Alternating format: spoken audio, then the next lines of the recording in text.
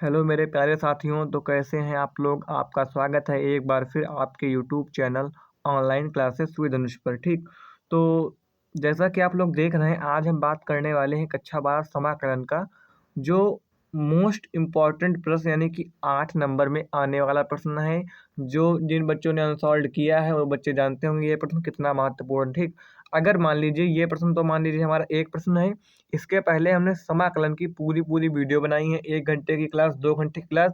उनमें निश्चित समाकलन की एक अलग वीडियो है, यानी कि आप लोग जानते हैं कि निश्चित समाकलन के ज़्यादा प्रश्न आते हैं, तो उसकी एक अलग वीडियो है। पूरे समाकलन की 2 घंटे क्लास अलग है, तो आप हमारे चैनल पर जाकर देख सकते हैं। फिलहाल निश्चित समाकलन की लिंक हम दे देंगे, इसके डिस्क्रिप्शन में देख लीजिएगा। तो देर ना करते हुए इस प्रश्न को समझते हैं। ठीक, तो ये कभी कभी ये प्रश्न आता है, यानी कि 0 से π x dx a² cos² x plus b² sin² x का मान ज्ञात कीजिए। कभी कभी ये आपका प्रश्न आता है इस प्रकार से, यानी कि लिमिट जो होगी ये सेम, मतलब x dx a² cos² x plus b² sin² x ये आता है। मतलब सिद्ध कीजिए कि π²/2ab के बराबर है। तो इसका मान निकालेंगे तो यही आएगा। ये आपको कभी कभी प्रूव करने को आता है कि सिद्ध कीजिए कि ये वैल्यू इसके बराबर है। ठीक, ये कभी भी प्रश्न 8 नंबर से कम नहीं आया, 1-2 बार देखा गया है, यानी कि ये जब भी आता है 8 ही नंबर में आता है। ज़्यादातर ये प्रश्न आता जरूर है, चाहे अथवा में ही आए। ठीक, अब इसको हल कैसे करेंगे। ठीक, तो आपने देखा, हमने बताया था कि अगर 0 से पाई या 0 से π/2 यानी कि जो नीचे वाली लिमिट हो वो 0 से शुरू हो, तो सबसे पहले आपको P4 लगाना है। तो इसको सबसे पहले क्या मान लेंगे, हम I मान लेंगे। ये निश्चित समाकलन के सारे प्रश्नों में I माना जाता है। 0 से पाई वैसे भी अदर प्रश्नों में भी माना जाता है, लेकिन इसमें मानना जरूरी है क्योंकि इसका आगे काम पड़ता है। ठीक, तो a² cos² x plus b² sin² x। ठीक, तो आपने देखा लिमिट यहाँ पर 0 से पाई है, तो आप लगा देंगे प्रगुण 4 या P4 प्रगुण 4 से। ये होती है 0 से, अगर ए लिमिट आपके क्वेश्चन में दी हो, फंक्शन दिया हो, तो ये f(x) dx, यहाँ पर dx, तो आपका हो जाएगा 0 से a f a minus x dx। यानी कि आपको लिमिट में कोई चेंज नहीं करना है। एफ ए माइनस एक्स, ए क्या है, ऊपर वाली लिमिट, यानी कि ऊपर वाली लिमिट से आपको ए घटा देना है और जहाँ पर एक्स है वहाँ पर इसकी वैल्यू रख देनी है। तो क्या करेंगे, आई इज इक्वल टू 0 से पाई और एक्स के जगह पर हो जाएगा pi minus X D X. ठीक, pi minus X D X, तो जहाँ जहाँ पर एक्स है आपको पाई माइनस एक्स रखना है। cos² पाई minus x plus b² sin² पाई माइनस एक्स। तो ये हो गया cos² 180 माइनस थीटा या एक्स। तो cos में एक्स, तो cos और sin में 180 में तो कोई परिवर्तन नहीं होता है, यानी कि cos है तो cos² तो cos ही रहेगा। अगर यहाँ पर π/2 यानी 90 होता तो cos का साइन बदल जाता, मतलब cos जो होता वो साइन हो जाता, जहाँ पर साइन वहाँ पर cos होता। ठीक, तो ये हो जाएगा 0 से पाई minus X D x a² cos² x। बहुत से बच्चे क्या करते हैं, उनको पता नहीं होता, तो इसमें भी cos² को sin² में बदल देते हैं और यहाँ से आपके 8 नंबर पक्के हो जाते हैं। पक्के का मतलब पूरा गलत हो जाते हैं। b² sin² x हो जाएगा। इसको अब बना लेंगे समीकरण, लेकिन ऊपर हमने बनाया ही नहीं था, तो जहाँ पर आपने I माना था उसको समीकरण 1 बना लेंगे, इसको बना लेंगे समीकरण 2। अब लिखेंगे समीकरण 1 और 2 को जोड़ने पर, तो लगभग जितने प्रश्न होते हैं ये प्रोसेस सब में होता है। लिखेंगे आगे कुछ जिसमें अलग करने को पड़ता है वो प्रश्न महत्वपूर्ण हो जाते हैं। समीकरण 1 व 2 को जोड़ने पर,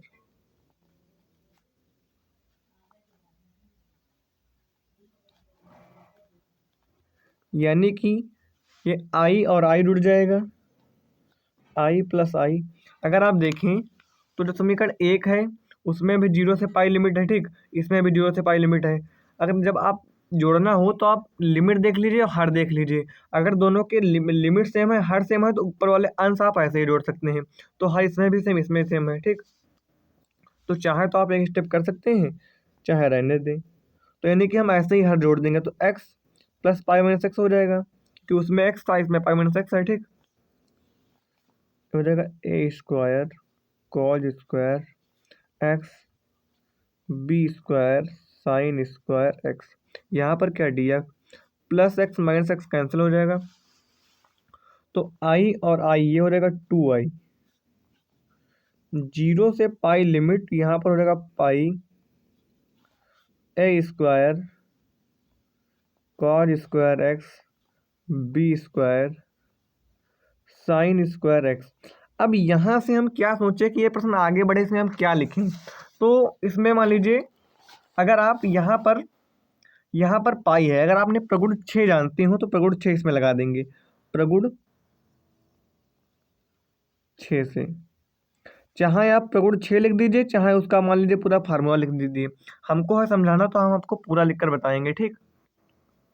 ये होता है अगर 0 से 2a लिमिट दी हो, function F x D x दिया हो, तो हमारा जो ये 2 है यानी आगे आ जाता है और आपकी पावर हाफ हो जाती है। यहाँ पर 2a था, पावर हाफ का मतलब होता है कि 2 से भाग देना। जब 2a में 2 से भाग देंगे तो बचेगा a, और 0 से a limit F x D x, F x D x F 2a minus x यहाँ पर होता है शायद एफ p6, हाँ एफ 2a माइनस एक्स। जब इसमें हम रख कर दिखाएंगे तो आप लोग समझ जाएंगे। ये 2i है, ठीक, 0 से पाई।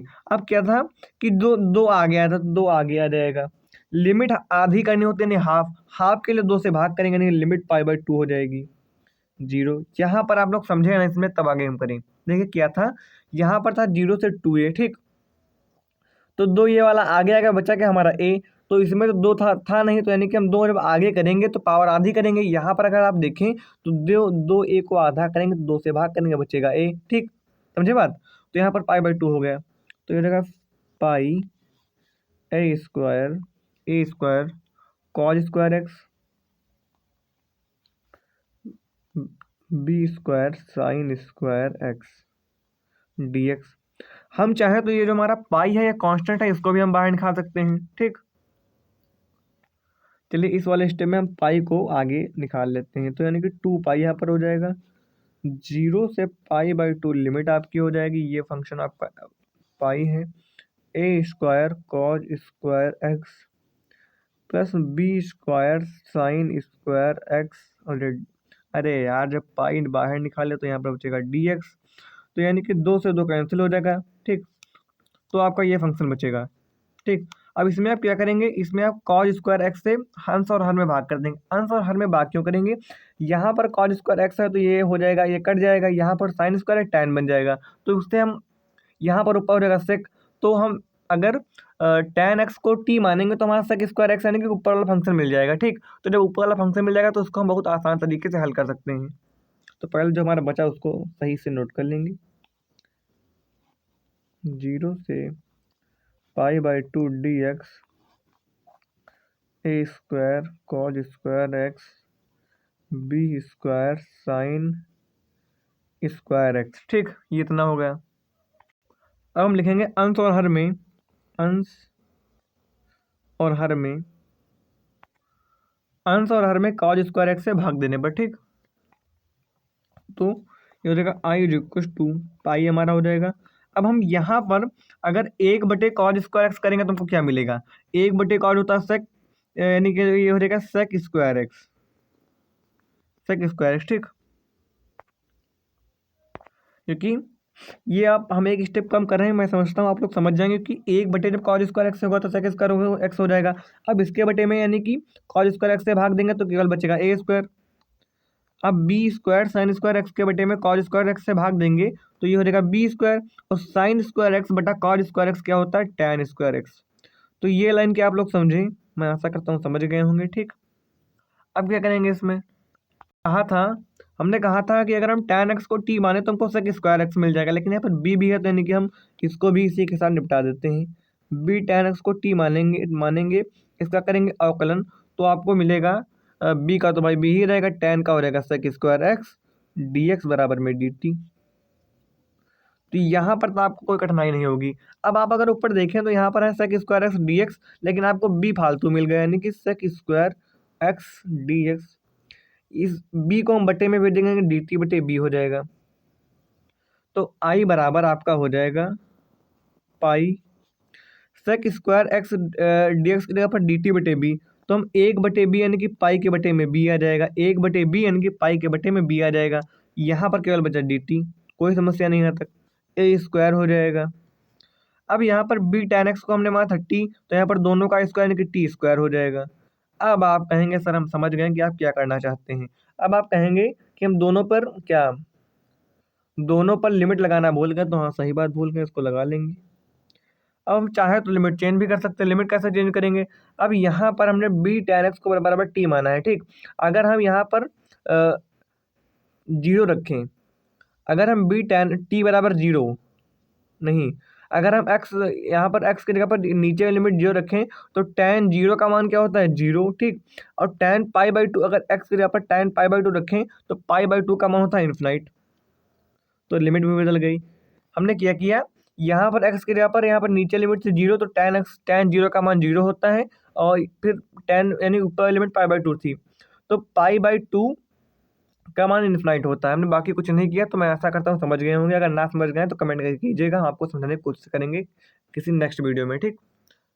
चलिए फिर इसको आगे हल करते हैं। तो ये आपका फार्मूला बन गया है टेन इनवर्स वाला।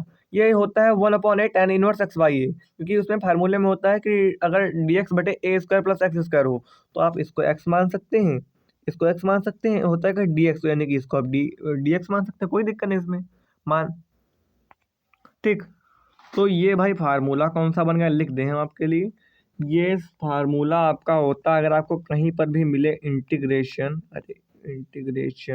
D x a square plus में एक्स स्क्वायर, तो आपका हो जाता है 1/a tan inverse X by ये हमने फार्मूला लगाया है, ठीक। तो इसकी वैल्यू हम इसमें पुट कर देंगे, यानी कि आई बराबर आपका हो जाएगा, आई बराबर आपका हो जाएगा। अब इंटीग्रेशन हो गया, यानी कि आपका ये वाला चिन्ह लगेगा, एक बटे ए, यानी कि आपका ए तो ए ही है, लेकिन आपको जहाँ पर एक्स है वहाँ पर आपको टी रखना है, टेन इनवर्स टी बाई ए हो जाएगा। तो यहाँ तक आपको कोई कठिनाई नहीं होगी। लिमिट क्या है? जीरो से पाई। तो यहाँ तक कोई कठिनाई नहीं, मतलब आपका पूरा प्रश्न हो गया, उसमें भी कोई कठिनाई नहीं। ये प्रश्न 8 नंबर का है, तो बच्चे इस प्रकार कन्फ्यूज हो जाते हैं। आप अगर देखें तो हम क्या भूल गए हैं इसमें, हमने केवल इसको हल किया, हमने पाई बाई बी तो यहाँ पर लिखा ही नहीं, पाई बाई बी, तो यानी कि पाई बाई बी यहाँ पर भी हो जाएगा, ठीक।